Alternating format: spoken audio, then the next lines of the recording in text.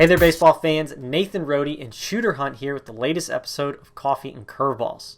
Shooter, we've taken a look at some 2022 highlights from the future games. Now we're going to take a look at some 2023s. Yeah, we're getting the underclass from these future games, but the 23s really showed out. A lot of talent across the board. Some of these guys, all of a sudden, who have committed. Yes, indeed. So let's start off. We named an overall MVP for the future games at Lakepoint. We didn't name one for each class, but if we did, in the 2023 class, R.J. Hamilton would have had a great case for the nomination. He was 4 for 6, 2 triples, 5 RBIs, and 2 stolen bases on the event. Yeah, it was tough to not give him the award, but as a 23, it was outstanding to watch. Has a chance to stick on the dirt in the infield, shortstop, second base, but the speed might push him to center field. He's also a really talented football player for Hoover. Shout out Two-A-Days. Can really swing the bat, though. He's a gamer. Didn't matter who was on the mound. He was putting the ball in play hard and making a difference. Excellent. Looking at some overall standouts from the event, out of Missouri, we've got Addison Smith, who didn't stay uncommitted for long, committing to the Aggies of Texas A&M shortly after the event. Yeah, he was with Team Select. I can't say enough about it. Just the makeup and the character. It's the type of guy you want in your program. His chance to stick at shortstop. The arm's strong across the diamond, gets it out of the glove quickly. It's real clean hands, but also a switch hitter. It gains ground through impact, gets on plane. Right now he's working gap to gap with some strong line drives. There's speed there, athleticism. He's kind of the whole package. Really nice get for the Aggies. Mm-hmm.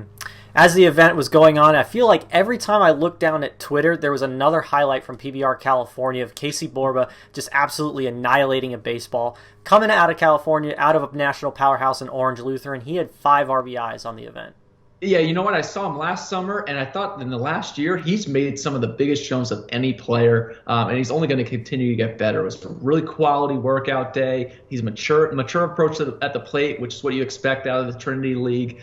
Just spray the ball from gap to gap. He has obviously that home run power they showed off in games, but his 2-strike approach and his ability to make some changes and really do a good job at the plate. And I think he's going to stick at third base. He just looks the part of one of those Southern California infielders, moves well. I think in the end, he's a middle-of-the-order type bat at the next level. Excellent. And then also out of California, we got a two-way guy in Owen Egan, who shortly after the event committed to UCLA.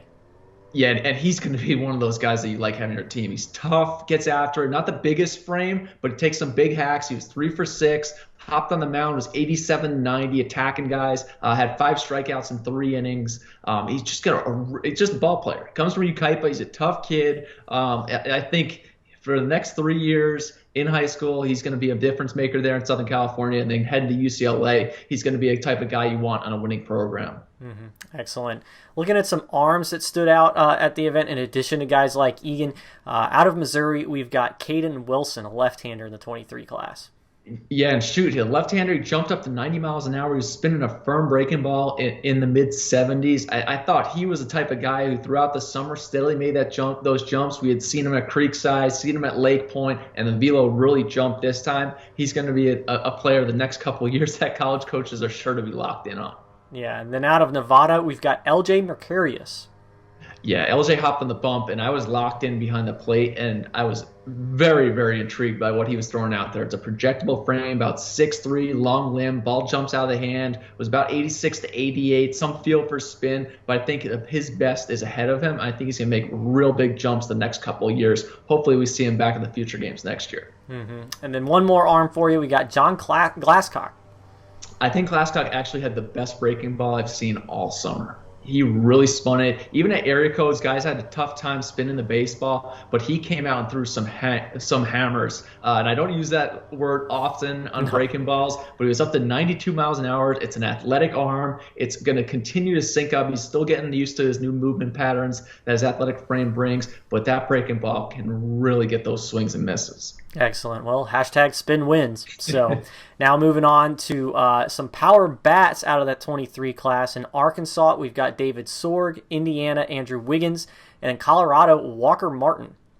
Yeah, Sawyer also jumped on the mound, but left-handed bat. He's got a projectable, big, long 6'3" frame. I know Sean Duncan loved him at the plate. He really hammered some balls. Wiggins, we've seen all summer. I know you liked him a lot when you're down at the NPI. The ball just comes off his bat differently. And when you got that type of carrying tool, scouts are going to be locked in on you moving forward. And then Walker Martin, who had one of the better, sweeter strokes that I saw on day one, just hammered some balls. His frame is still very much developing. I think next year, the future games, if we see him again, it's going to be even bigger power from him. So I'm really excited about him out of Colorado. Excellent. And then looking at some guys that have a lot of upside on the field, out of Team Georgia, which was an absolutely loaded team, we've got Ty Pete.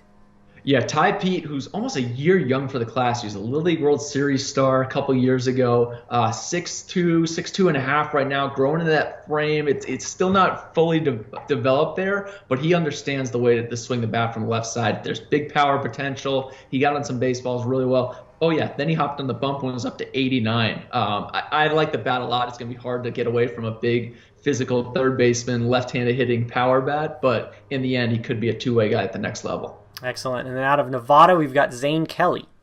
Yeah, Zane Kelly, who I came in excited to see him on the bump, but the more I watch Nevada play, the more I love the bat. It's just real hitters at the plate. I think he's going to hit for some power from the left side. Another guy, only at 23, so that frame's only going to get stronger. And it is real good on the mound. He's got feel for 3 pitches and the pitchability, but it's going to be tough to say no to that bat. And then lastly, out of some of these guys with upside, coming from the Pacific Northwest, who recently committed to Stanford, we've got Sebastian David.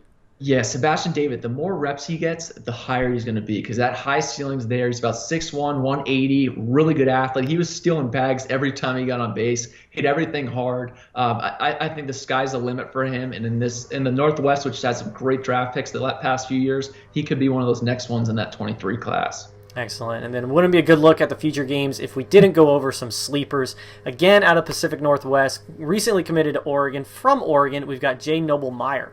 Yeah, I got to see Jay Noble early on in the summer in a bullpen. And it was like 79, 81 early on after quarantine, but I love the frame. The arm worked real loose and easy. He shows up to the future games. 85 to 87, ball's coming out. He's commanded both sides of the plate, real feel for the changeup. No doubt why the Ducks went on him there because he's got a chance to be a weekend guy and developed into that. He's at McAble's High School too, Jesuit High School.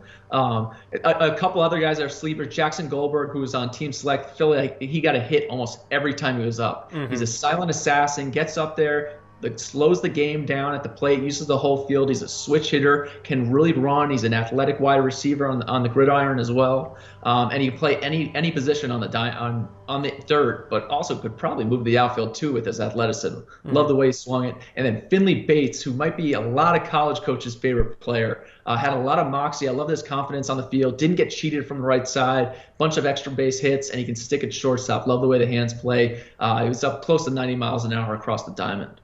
Excellent. Well, there you have it, a look at some 2023s from the future games. We'll have plenty more coverage of the future games, not just from Lakepoint, but our Midwest and Northeast pods as well. So be sure to stay tuned, prepbaseballreport.com. But as always, for Shooter Hunt, I'm Nathan Rohde. This was Coffee and Curveballs, and until next time, we'll see you guys at the ballpark.